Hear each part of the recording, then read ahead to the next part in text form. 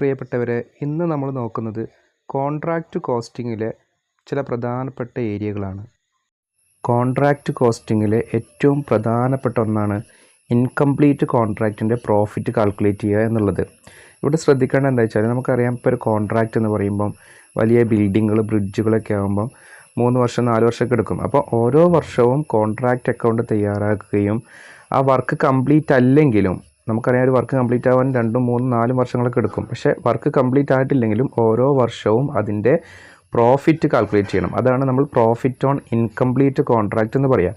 ഇങ്ങനെ profit calculate ചെയ്യുന്നതിൽ നമുക്കറിയാം 2 ആസ്പെക്റ്റുകളാണുള്ളത്. ഒന്ന്, അതിൻ്റെ നോഷണൽ അല്ലെങ്കിൽ എസ്റ്റിമേറ്റഡ് പ്രോഫിറ്റ് കാൽക്കുലേറ്റ് ചെയ്യുക. രണ്ടാമത്, ആ പ്രോഫിറ്റിൻ്റെ, ഇങ്ങനെ നമ്മൾ കാൽക്കുലേറ്റ് ചെയ്യുന്ന നാഷണൽ പ്രോഫിറ്റിൻ്റെ ഒരു പോർഷൻ പ്രോഫിറ്റ് ആൻഡ് ലോസ് അക്കൗണ്ടിലേക്ക് ആ വർഷം തന്നെ ട്രാൻസ്ഫർ ചെയ്യും വേണം. ഇങ്ങനെയുള്ള 2 ആസ്പെക്റ്റാണ് ഉള്ളത്. ഇനി ഇതിൽ നാഷണൽ പ്രോഫിറ്റ് എങ്ങനെ കാൽക്കുലേറ്റ് ചെയ്യാമെന്ന് ചോദിച്ചു കഴിഞ്ഞാൽ, നമ്മളതിനൊരു ഫോർമാറ്റ് പറയുകയാണെങ്കിൽ വാല്യൂ ഓഫ് വർക്ക് സർട്ടിഫൈഡ്.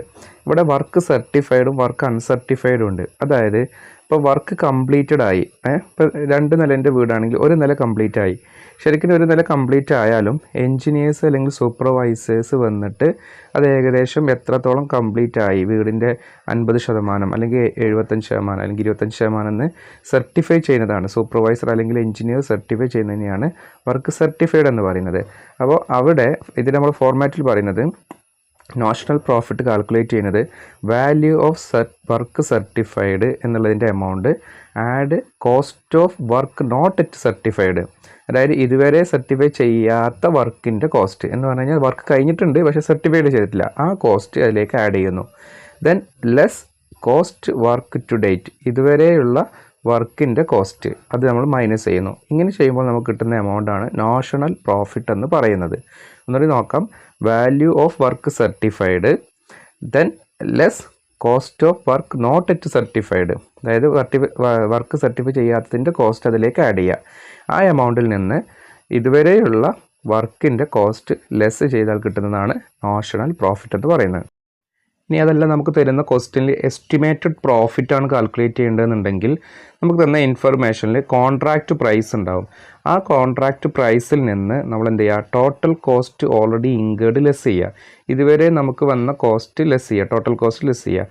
പിന്നെ ആ കിട്ടിയ എമൗണ്ടിൽ നിന്ന് നമുക്ക് ഇനി estimated additional cost required to complete the contract, ഇനി കംപ്ലീറ്റ് ചെയ്യാനുണ്ടാവില്ല കോൺട്രാക്റ്റ്, ആ കംപ്ലീറ്റ് ചെയ്യാനുണ്ടാവുന്നതിൻ്റെ അഡീഷണൽ കോസ്റ്റ് ഏകദേശം എത്ര വരും, എസ്റ്റിമേറ്റഡ് ആണ്. അതായത് ഇനി ചെയ്യാനുള്ള വർക്കിന് എത്രത്തോളം കോസ്റ്റ് വരും എന്നുള്ളത് അതും ലെസ് ചെയ്യുക. ഒന്നുകൂടി പറയാം, കോൺട്രാക്റ്റ് പ്രൈസിൽ നിന്ന് നമ്മൾ ഇതുവരെ വന്ന കോസ്റ്റും ഇനി നമുക്ക് വരാൻ പോകുന്ന എസ്റ്റിമേറ്റഡ് കോസ്റ്റും കൂടി ലെസ് ചെയ്താൽ കിട്ടുന്നതാണ് എസ്റ്റിമേറ്റഡ് പ്രോഫിറ്റ് എന്ന് പറയുന്നത്. അപ്പം നാഷണൽ പ്രോഫിറ്റ് കാൽക്കുലേറ്റ് ചെയ്യാം, അല്ലെങ്കിൽ എസ്റ്റിമേറ്റഡ് പ്രോഫിറ്റ് കാൽക്കുലേറ്റ് ചെയ്യാം. എന്താണോ ക്വസ്റ്റ്യനിൽ അവൈലബിൾ ആയിട്ടുള്ളത് അതിനനുസരിച്ച് നമ്മൾ കാൽക്കുലേറ്റ് ചെയ്യുന്നു. ഇനി നമ്മൾ പറഞ്ഞു, നമ്മൾ കണ്ടെത്തിയ നാഷണൽ പ്രോഫിറ്റ് അല്ലെങ്കിൽ എസ്റ്റിമേറ്റഡ് പ്രോഫിറ്റിൻ്റെ ഒരു പോർഷൻ ആ വർഷം നമ്മൾ പ്രോഫിറ്റ് ആൻഡ് ലോസ് അക്കൗണ്ടിലേക്ക് ട്രാൻസ്ഫർ ചെയ്യണം. അപ്പോൾ നമുക്ക് മുഴുവനായിട്ട് ട്രാൻസ്ഫർ ചെയ്യാൻ കഴിയില്ല, ഒരു പോർഷനെ ട്രാൻസ്ഫർ ചെയ്യാൻ കഴിയുള്ളൂ. കാരണം നമ്മൾ വർക്ക് കംപ്ലീറ്റഡ് അല്ല, അപ്പോൾ ലാഭം എന്ന് പറയുന്നത് ഫൈനലൈസ്ഡ് അല്ല.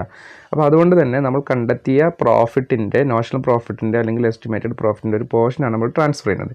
അത് തന്നെ നമ്മളൊരു 4 കേസിലായിട്ട് പറയുന്നുണ്ട്. ഒന്നാമത്തെ കേസ് എന്ന് പറയുന്നത്, when work certified is less than 25% complete. അതായത് നമ്മൾ 25% താഴെയാണ് വർക്ക് സർട്ടിഫൈഡ് ആയത് എന്നുണ്ടെങ്കിൽ അവിടെ നമ്മൾ കൊടുക്കുന്നത് no profit or loss to be accounted for. അപ്പോൾ അവിടെ നമ്മൾ പ്രോഫിറ്റ് ആൻഡ് ലോസ് അക്കൗണ്ടിലേക്ക് ഒന്നും തന്നെ ട്രാൻസ്ഫർ ചെയ്യേണ്ട. 25% താഴെയാണെങ്കിൽ നമ്മൾ ട്രാൻസ്ഫർ ചെയ്യേണ്ടതില്ല. ഇത് ക്വസ്റ്റ്യനിൽ വരും. ഇപ്പോൾ വർക്ക് സർട്ടിഫൈഡ് 25% താഴെയാണ് എന്നുണ്ടെങ്കിൽ അവിടെ നോ പ്രോഫിറ്റ് ആണ്, നോ പ്രോഫിറ്റ് ഓർ ലോസ് ആണ് നമ്മൾ പ്രോഫിറ്റ് ആൻഡ് ലോസ് അക്കൗണ്ടിലേക്ക് ട്രാൻസ്ഫർ ചെയ്യുന്നത്. ഇനി രണ്ടാമത്തെ കേസ് എന്ന് പറയുന്നത്, when work certified is 25% or more but less than 50%. അതായത് 50% താഴെയും 25% അതിൽ മുകളിലോ ആണെങ്കിൽ നമ്മൾ എത്രയാണ് ട്രാൻസ്ഫർ ചെയ്യേണ്ടത് എന്നുള്ളതാണ്. അവിടെ നമ്മൾ ശ്രദ്ധിക്കേണ്ടത് എന്താ വെച്ച് കഴിഞ്ഞാൽ, notional profit into 1/3 into cash received divide by work certified എന്നുള്ള ഫോർമുല വെച്ചിട്ടാണ് നമ്മൾ ചെയ്യേണ്ടത്. ഒന്നുകൂടി ശ്രദ്ധിക്കാതെ, നമുക്ക് ക്വസ്റ്റ്യൻ പേപ്പറിൽ വരും, ഈ ക്വസ്റ്റ്യൻ വരും, notional profit into 1/3 into cash received divide by work certified.